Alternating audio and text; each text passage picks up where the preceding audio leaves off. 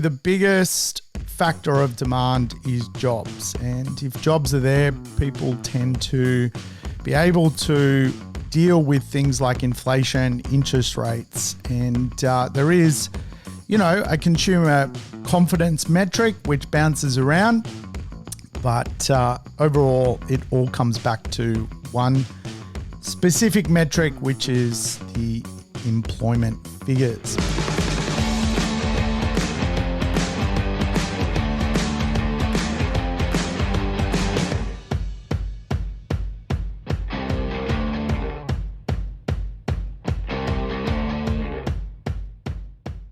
Welcome to the Urban Property Investor. I'm your host, Sam Saggers, here to help you crack the code of real estate wealth. Today's show, a code cracker. Yes, folks, we're going to dig into investment. We're going to understand how demand works so we can become happy little property investors. Does that sound riveting? I hope so, because certainly real estate is one of those vehicles that can change your life. If you're patient, if you show gratitude, you will get a dividend from the asset class. Of course, becoming wealthy out of real estate requires some self-leadership. It requires also the right support network to get you to the other side, which is holding real estate for a long time. But along the way, demand plays a part. And I wanted to pull demand away from supply and have a bit of a chat around it, though the two go hand in hand. So that's today's show. I hope it sounds riveting. Welcome back, regulars. Appreciate your ear balls. I feel blessed to have you in my world. So thank you for choosing me to be part of your real estate journey. And of course, newbies, well, we have one rule here. That is play the show in double speed, get your life back. And of course, all the episodes I've done are actually lessons on real estate. So feel free to go back in time and explore past episodes to get your fix of property investment. So let's start by understanding demand and having a bit of a lengthy conversation on how demand works. Now, obviously, property investment is a game of capital growth. It's a game of rental growth. It's a game of paying for leverage, mortgage costs, rates, insurances, property management. All of that has to be taken care of, very much granted. But along the way, pretty well, most property investors I speak to want two things to happen. They want the rents to grow. They want their property investment to also grow in value. So for that to happen, we need the concept of demand to work for us. So we need to break down demand, because demand comes from the economy, it comes from theoretical laws of demand, it comes from demographics. It also comes from market demand and how buyers ultimately think. So I think it's a good, worthy conversation to understand some demand metrics, because quite often when we talk about real estate, we talk about it as a concept rather than a physical structure that pertains to what people actually need in their world. So, someone's got to pay more for the real estate than you do when you become a property investor. Now, let's say you've paid $700,000 for a property. How does someone come along and pay $1.2 million or $1.4 million for that asset? We're going to need an asset which provides demand along that journey. Now, when it comes to the demand side factors, you typically will hear at a macro level, employment is a big part of the demand cycle. Wage growth is a big part of the demand cycle. Inflation, prices, what people can afford also relates to the overall way demand imbalances work. Interest rates and consumer confidence, all of these factors influence the demand side of real estate. Probably the single most important factor that does influence the demand side equation at a macroeconomic level is employment.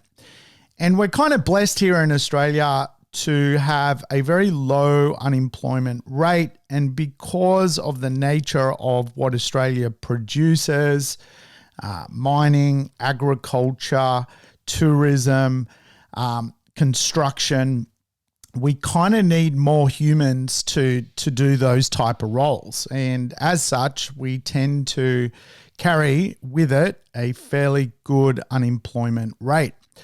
When unemployment rises and becomes high and the economy shreds jobs, it does affect the demand side of real estate. When you go to work and someone's not there, and that happens a few times in a row, you start to go, well, demand-wise, I better knuckle down. But we're certainly a long way from that with the unemployment figures the way they are, though the Reserve Bank of Australia has a target by the end of the year for the unemployment rate to rise by 4 to 4.3%, which is ridiculously low. Like when I left school in the 90s, man, it was like youth unemployment was like 30%. The overall unemployment rate was 11%. So we're nowhere near those kind of figures. But really, probably the biggest factor of demand is jobs. And if jobs are there, people tend to be able to deal with things like inflation, interest rates. And there is, a consumer confidence metric which bounces around. But overall, it all comes back to one specific metric, which is the employment figures. Now, obviously, the demand curve at a macro level, when it comes to real estate investment, pertains to certain types of elements. You've got economic conditions, you've got population growth. Are you competing with more people? Is the country growing at a macro level? Obviously, you've got localized demand through location. You've got demographic demand through the different generations, household structure, household size, what elderly people are going to do, what young people are going to do. And of course, at a macro level, again, interest rates, if they climb too high, obviously that influences leverage, and real estate, after all, is a game of leverage.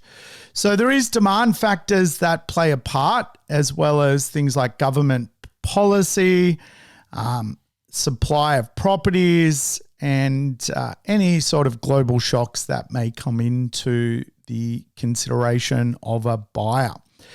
Supply of properties obviously needs to be disconnected from demand, because you can have an oversupplied market but still high levels of demand. You can have an undersupplied market and low levels of demand. So it's not as linear as the two working together, but obviously they do play a part. And of course, government policies relating to housing, taxation, and incentives can either slow demand or actually even induce demand when it comes to the macroeconomic policies of the world. Now, there are some laws when it comes to the demand. Demand has some theories by smart theoretical economists. They've come up with many different types of laws when it comes to how demand actually works, the study of demand itself. And of course, demand really is the social choice of individuals. It's really a game of what do people want. And of course, demand theory states that the price of a good or service increases when the quantity demanded decreases. So effectively, it's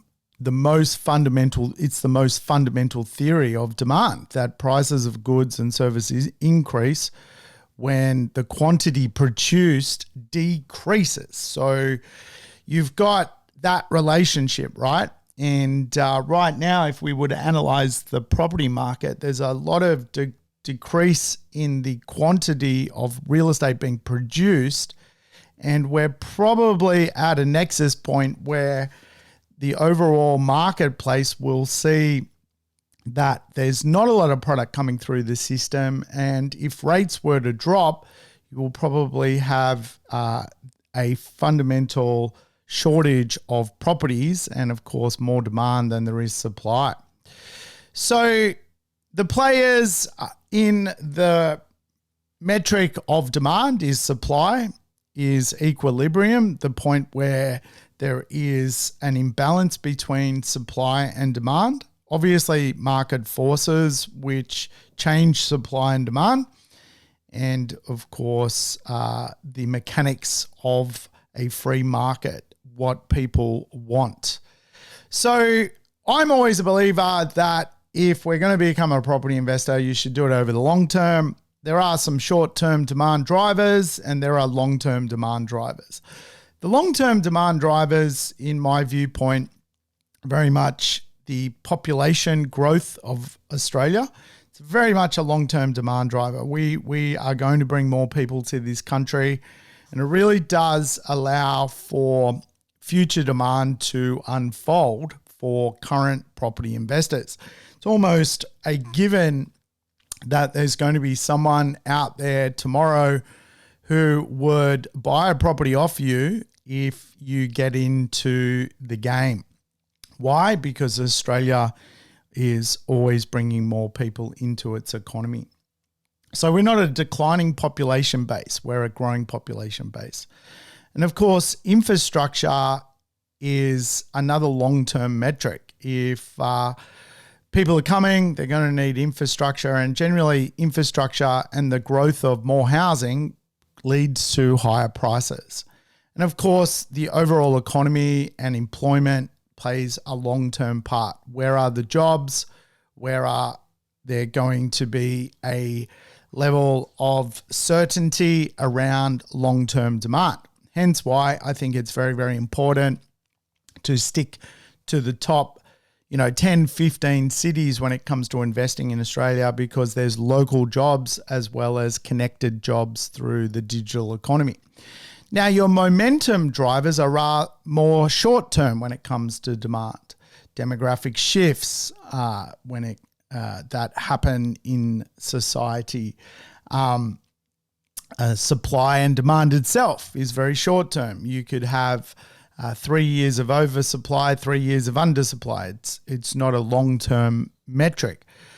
And the rental return is also a short-term demand factor, particularly for property investors. Rents at the moment are skyrocketing, and of course, demographically speaking, we've got some really interesting things unfolding right now. And along the lines of supply and demand, right now we're in a very undersupplied housing crisis. That will probably last for 5 years, and then it may change again. Really, the big things that play for 20 plus years are the idea of population increasing, infrastructure spends going to balance out that 20-year plan, and where are the 20, 30, 40, 50-year jobs markets. It's the very important factor to how we assess real estate. Obviously, when it comes to the laws of demand, there is a demand based off the income effect. The income effect obviously suggests that prices of goods will be affected by the ability to earn money. And it very much unfolds that way.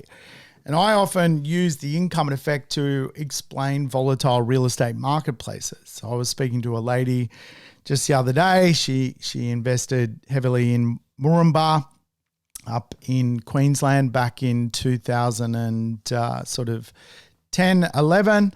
And she had to declare herself bankrupt from that experience of investing in that marketplace. Today, she's gone through that bankruptcy cycle. But really, the problem there was really the income effect. Soon as spatially that market changed, and workers that came from the mining sector stopped paying big rents and their income was quarantined to go elsewhere, that marketplace dropped in value by about 80% because there was no incomes to support the house price marketplace. So a good will decrease if a purchaser's buying power decreases. And so what you technically will see in volatile marketplaces is basically house prices drop if people's wages disappear or an industry shuts. So we don't want that. That would be very, very bad for our retirement strategy. We want the income effect to grow, growing wages. Really, we have to look at where the jobs are to make sure we're going to get that mirrored income effect that follows us to retirement. Of course, higher prices can lead to higher prices. And one way to analyze the real estate marketplace is very much that as prices tend to rise, there is quite often for property investors this disillusioned effect that, prices have risen, so I need to now go and find a cheaper property. Doesn't technically work like that. There is a demand theory by Veblen's goods, if you like, which basically says as things become more expensive, actually there is a higher level of demand for certain types of properties. And particularly when you go into a wealth enclave, when it comes to property investors, if you can get your money into a wealth enclave, you tend to see that there is actually someone else willing to pay more for that real estate. Why does a $1.5 million property become a $2.5 million property? Why does a $2.5 million property become a $5 million property? And really, it's the idea that there's a level of scarcity in real estate, but from a demand point of view, there are only so many great places to own real estate in Australia. And of course, if consumers perceive that product to be desirable, there is no shortage of demand for that particular product. It's really often referred to as Rolex theory. Why do people continuously pay more for Rolexes, even secondhand Rolexes? It's just perceived to be a very desirable product. The same concept in real estate. Higher prices can lead to higher prices. And that's why I'm never shy to invest in some of the high lifestyle, very well-to-do marketplaces, because I know that the theory of higher prices actually leads to higher prices. And again, the consensus of real estate is built into the price, but that doesn't mean a high price piece of real estate will become a low price piece of real estate. Demand doesn't work like that. Demand actually often doesn't even see low price real estate because it's not looking for it. And so the trick, if you like, is to find an affordable property, which will then go on to become a higher price, but then get an even higher price because the marketplace doesn't know that it's a cheap property. I.e., a great property today is on realestate.com for $750,000, but the prestige market or the prestige buyer, if you like, doesn't even know to shop it in the $750,000. It's not until that property becomes 1.5 that they become interested in it. Then they see it as more desirable. Then that 750 property, which is now 1.5, becomes 2.5 million. The idea of demand often works in different ways than we often perceive it. Obviously, there is a level of demand which quite often reacts to what I call market lemon theory. The idea that really demand or the consumer doesn't really know the difference between a high quality good and a low quality good.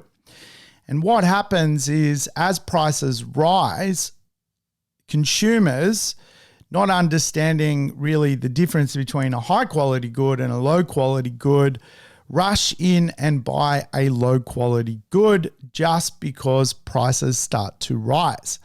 And again, I'm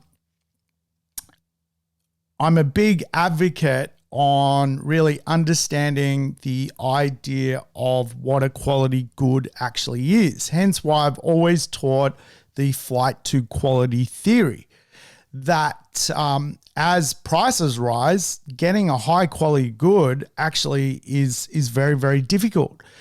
And where a lot of property investors go wrong is they end up choosing a low quality good as prices rise. And, down the track over the long-term period of ownership, without question, if you're going to hold the high quality, great construction, good dwelling properties, you'll do very, very well out of real estate. And demand also works off what is known as the substitution effect in economics. The substitution effect is just really that the human being will find itself a property regardless of where prices are at. And we see that right now. Arguably prices are up there when it comes to Australian real estate in certain areas. Sydney's a very expensive area. The Premier of Sydney has even come out and said, what's the future of Sydney if the prices are so high? No one will be able to live here. And of course, that's what happens. Human beings find a substitute. They go to different states to live.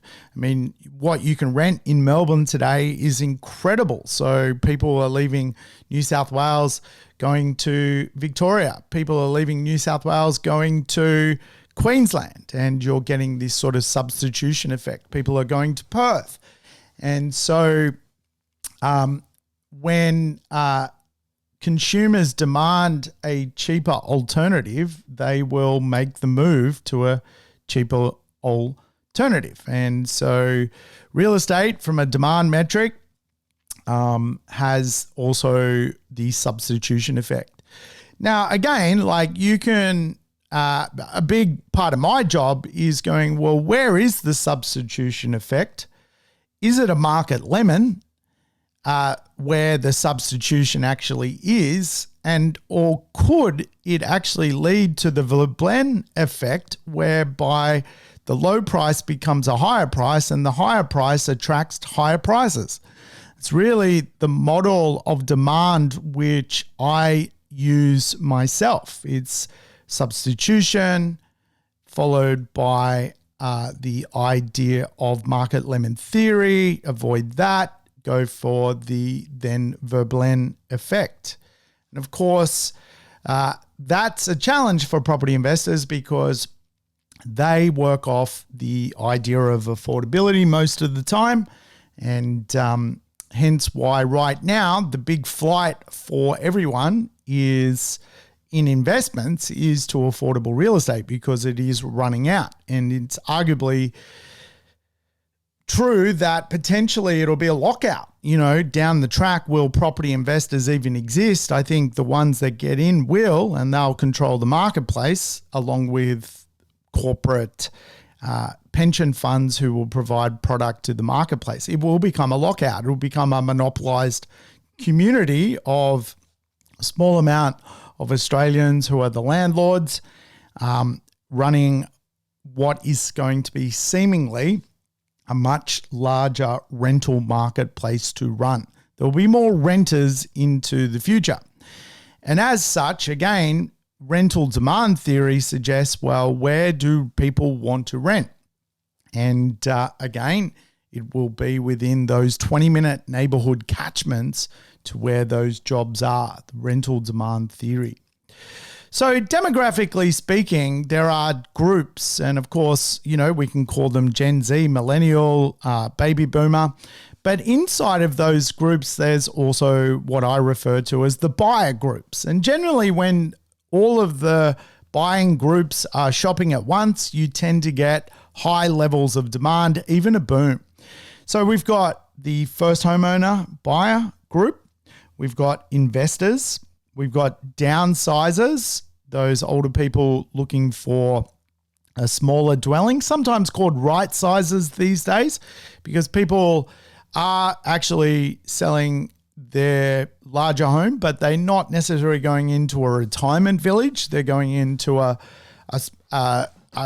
home of the appropriate size, and you're starting to see a lot of uptake in the townhouse space and the 3-bedroom and larger 2-bedroom apartment space.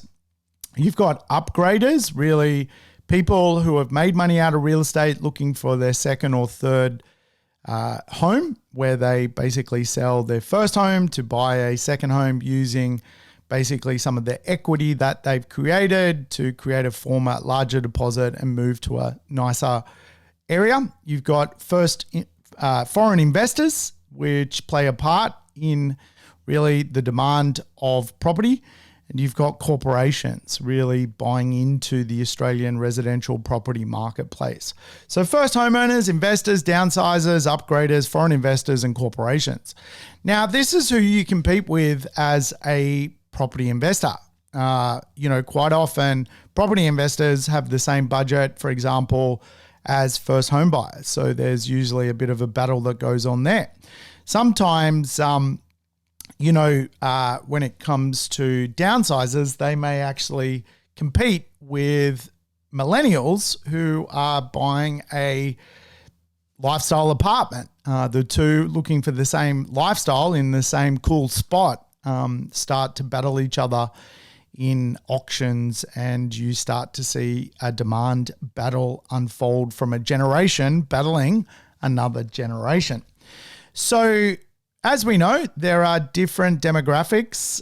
Gen Z is obviously a younger demographic, just come out of really the schooling system, getting into the property market for the first time. Millennials going through that family formation stage. Gen X today, the probably at the highest level of their skill set. They're sort of the ones running the companies, running the government. And then you've got those baby boomers, which are much older, really going into their lifestyle phase where they even are leaving the workforce and looking for really that lifestyle property in the marketplace. And we've seen lifestyle communities be the beneficiary of certainly that downsizer marketplace.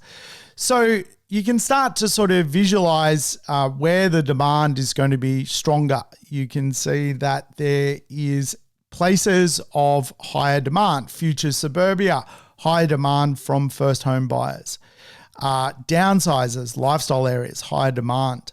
So if we can follow these demand nudges, these trails, if you like, we can start to do very well out of real estate. So the market obviously is a demand-led industry. Real estate is very much demand-led. And remember, suburbs, towns can have non-existent demand.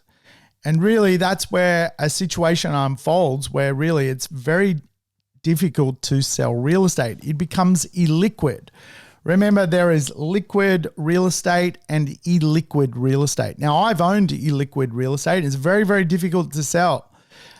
It can take a year and a half to put your property on the market and sell it. And really a non-existent demand area, it is okay usually to buy because you feel like you're getting a deal. But if you ever want to get out of the real estate, it's very, very difficult. So be very wary of non-existent demand places when it comes to areas to invest in Australia.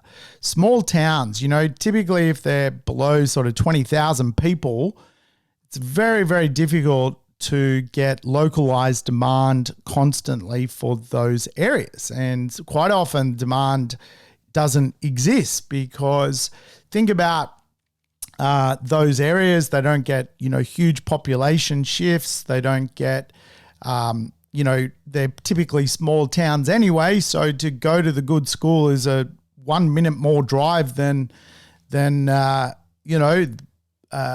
where it's very different to cities, right? Where, it could take 30 minutes longer to get to the school belt. So effectively, instead of driving 30 minutes, you enter the school belt zone. It doesn't work like that in small towns. There is no real differentiator when it comes to how the town works. There's really the broken parts and the good parts, and even if you buy in the good parts to sell, there can be a real lack of demand. And of course, today, because regional properties in the good parts are the same price as city properties, if you buy in the bad parts, it is very difficult to sell. Obviously, from a market demand metric, you can get latent demand, which basically means that there's built up demand which is due to come. And often we refer to latent demand in property as a beneficiary of mean reversion. The idea that people have stayed out of the marketplace, out of a certain property type for a long period of time, but now they're going to return to it and drive those property prices up. Of course, you can have declining demand, and that's where, even the Premier of New South Wales is like, well, will Sydney suffer declining demand because it's too expensive? So you can reach a tipping point where certain things become too expensive. And certainly the beneficiary of Sydney is the Central Coast, is Newcastle, because of the idea of certain declining demand factors. And I would say a lot of that declining demand can quite often be illustrated in some of the less impressive areas of Sydney, whereas the more impressive areas of Sydney, you tend to get higher prices, which lead to higher prices. So obviously we want a full demand marketplace where, there's a lot of market equilibrium. There's a lot of buyers, and if we can find the right stock, we can certainly make money out of it. Remember, more buyers attracted to an area leads to higher prices. And obviously, if at some point you have to be one of those buyers that, is amongst other buyers competing for a property. And that's the important part. Real estate is very much demand-led. You can have supply in areas that nobody wants to live in. And a big part of my job is finding real estate in areas which by people do want to live, as opposed to areas of supply where people don't want to live. And again, all that comes back to is buyer logic and buyer thinking. So there is some thinking behind demand. And of course, I think as social foundation of Australia, the first thought that people have is it is a minimum requirement in Australia to have a good life, have good healthcare, have good education, and of course have good shelter. And for most Australians, they do still believe in the Great Australian Dream. And when the populace believes in the Great Australian Dream, you're not going to see a big shift away from people going, I don't want to own property. No matter what happens, people will still strive to own property. And that's the beautiful thing about Australia. But of course, buyers have some logic when they go shopping. And this is an important metric to consider when it comes to understanding how people consider demand. And quite often, as a property investor, we think of things like internal rate of return, gross and net yields, the rate of capital growth. We kind of think a little bit differently. We think quite often mathematical, but owner occupiers are the opposite. They consider other things that are very important to them. And again, male owner-occupiers think differently to female owner-occupiers. And, couples come up with all sorts of rationale as to why they want to live somewhere and will pay more to live somewhere. The important part for us as a property investor is to collaborate with that thought that ultimately owner-occupiers drive the marketplace. Where do they want to live? What do they want? And why will they pay more for real estate? And I think really a couple of things which really do drive demand is things like social proof. If a marketplace is proven socially, it's going to attract people who are owner-occupiers, and off the back of that, there will be future growth. Buyers think about really something that is quite distinct, a property which stands out from the crowd. That's why you often see at auctions, you could have two auctions in the same suburb and everyone's at one property and no one's at the other property. And you often see that there is a differentiator to the first property as opposed to the second property. Hence why in my Forex growth plan, I always teach that it's very important to have real estate differentiators. Really, my Forex growth plan is deal growth, location growth, market growth, and differentiator growth. I often refer to as emotional behavioral growth, something that's going to make the real estate stand out in what is a very crowded marketplace. Of course, rationale of buyers and demand is things like habit. What do people like to do? What is their habits? Do they like to go jogging? Do they like to go bushwalking? What habits are going to add value to the real estate? Do they like to go to the coffee shop? All of that stuff adds so much rationale behind why a buyer chooses what they do. And obviously price plays a part, but price is not the ultimate reason why people choose what they have. Most people will work out one way or another to get what they want despite higher prices.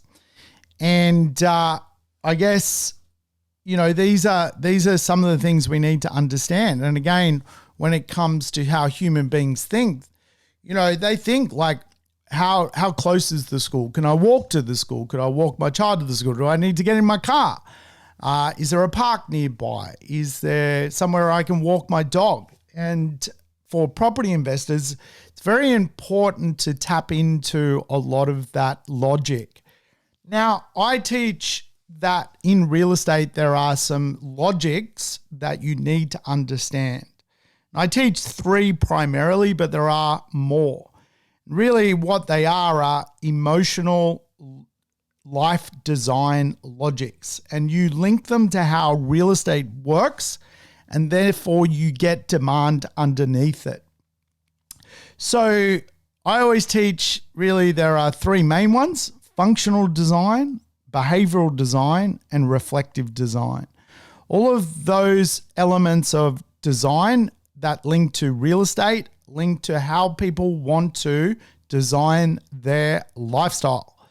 So functional design, obviously in a property, is efficient functionality of a floor plan, which is the layout and features of a property. We kind of all understand that. And again, for a human being, they will look at how universal that floor plan is and how adaptive that floor plan is when it comes to the changing needs over time of real estate. But the first thing human beings want when they buy a property is good functionality. And if a property is a rabbit warren or dysfunctional or built in a strange way, it turns people away from the asset, because people want their life to be functional. Remember, really, design logic is how does demand work?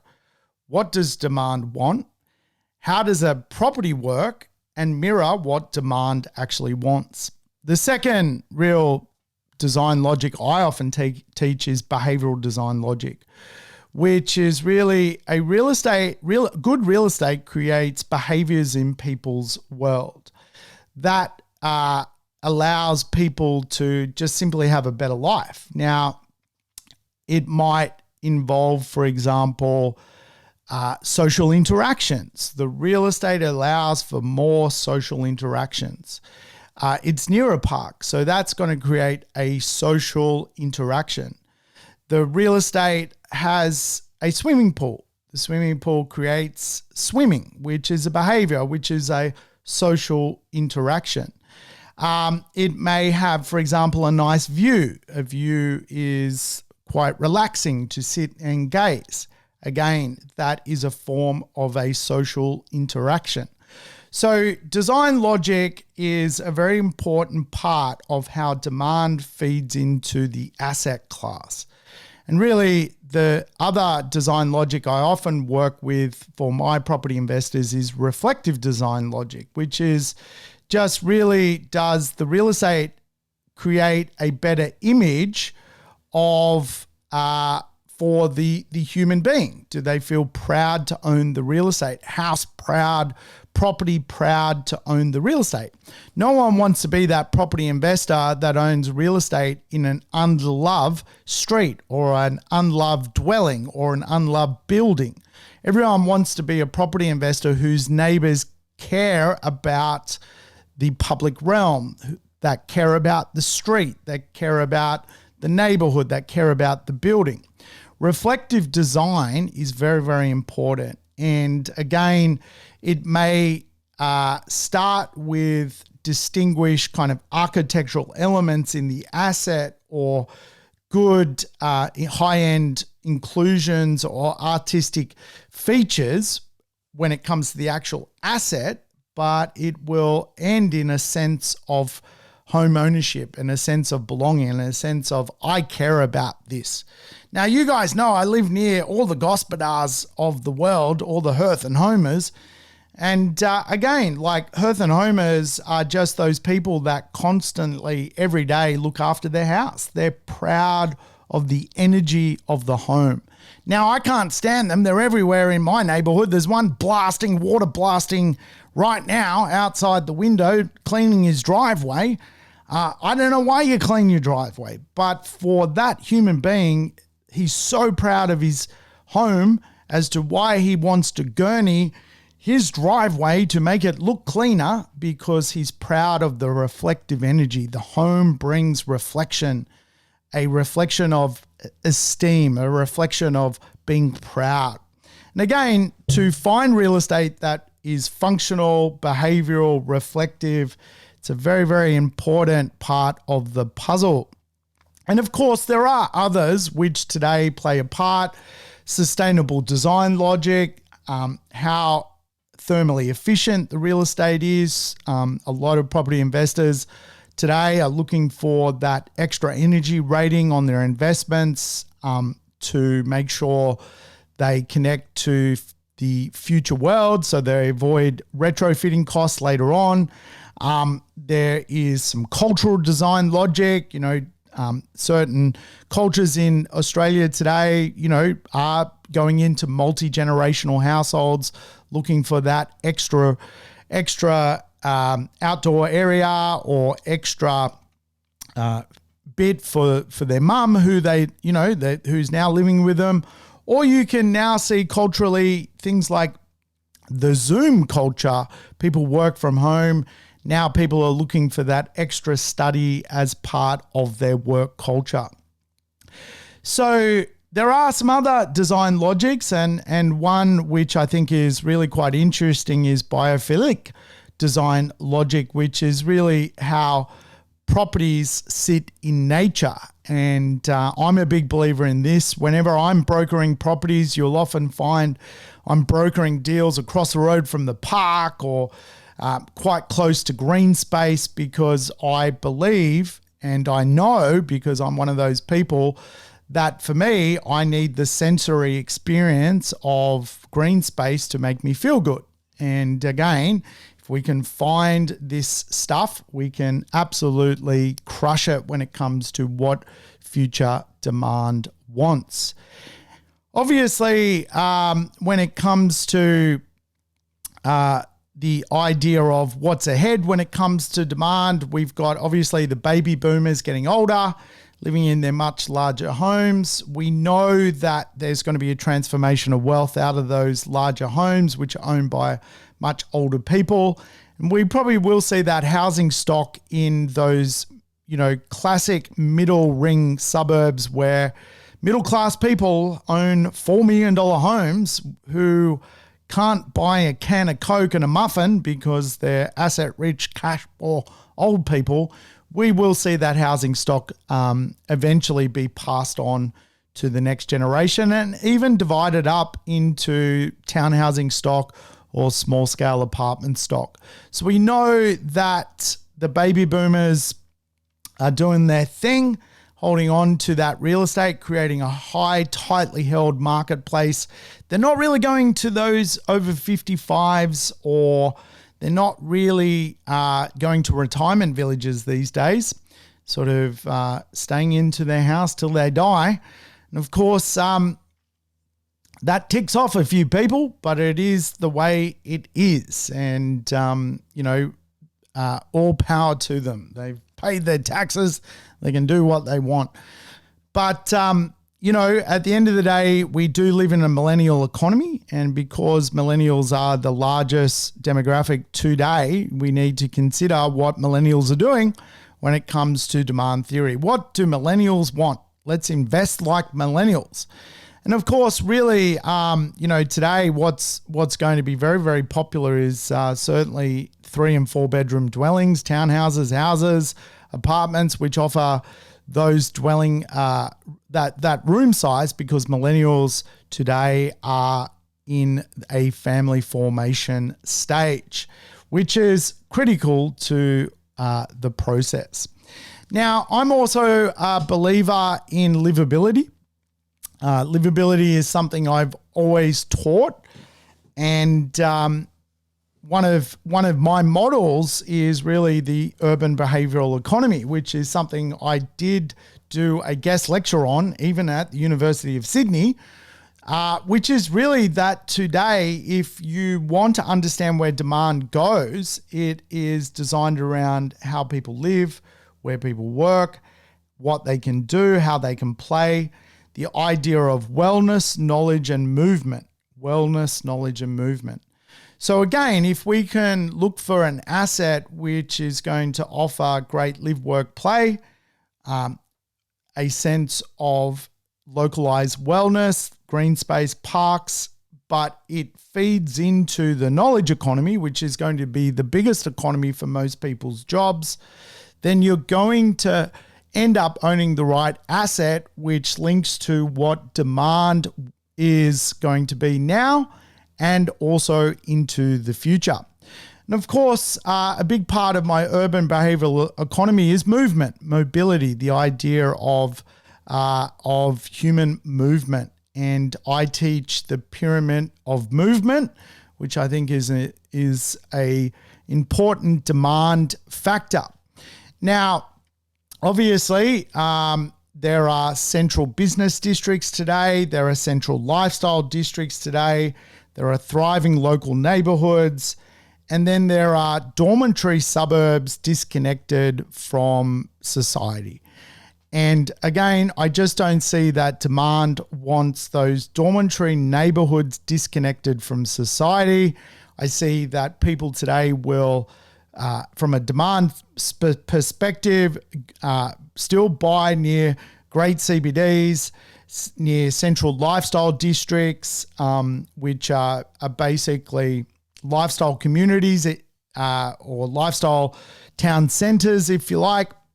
And then thriving local shops also are driving people to want to live near those areas. And then you have to sort of go down, well, how do people move? People move through walking, cycling, Uber riding. Obviously, if you can live a life where you walk scooter, cycle, or Uber ride, you're going to be very, very close to the city.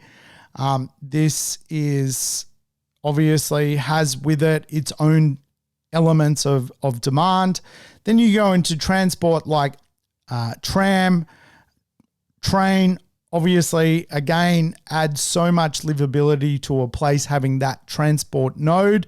And again, you're probably going to experience that there is more demand for places where you can walk, cycle, get light transport, the ferry, the tram, or even rail, which is a class of heavier transport. You're just going to get more demand around transport.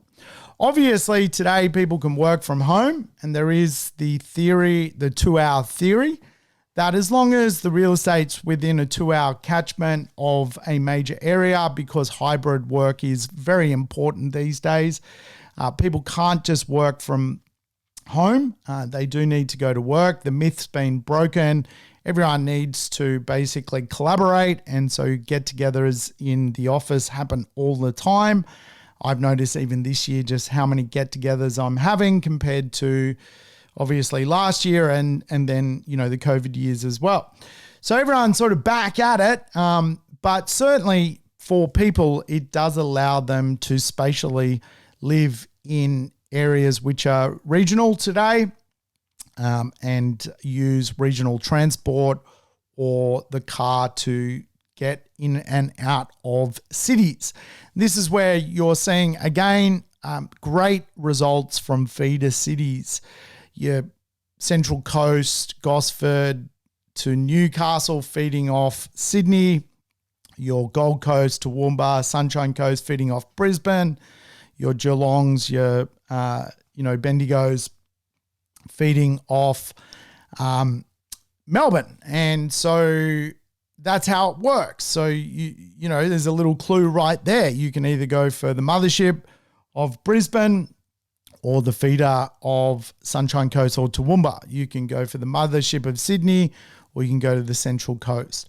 All of it works. And so from a demand theory point of view, again, there is no reason why there would not be demand in those marketplaces into the future, because it all links back to really the idea of live, work, play, wellness, and knowledge. All of that is what human beings want when it comes to demand.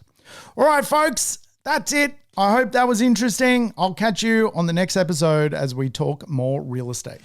Thanks for tuning in to the Urban Property Investor. To never miss an episode, make sure you subscribe to the podcast on your favorite app or on YouTube. I would love it if you could give the show a rating and share it with your friends and family. In between episodes, you can always keep in touch with me by connecting on social media over Facebook, Instagram, or LinkedIn. Until we meet again on the next episode of the Urban Property Investor, take care and bye for now.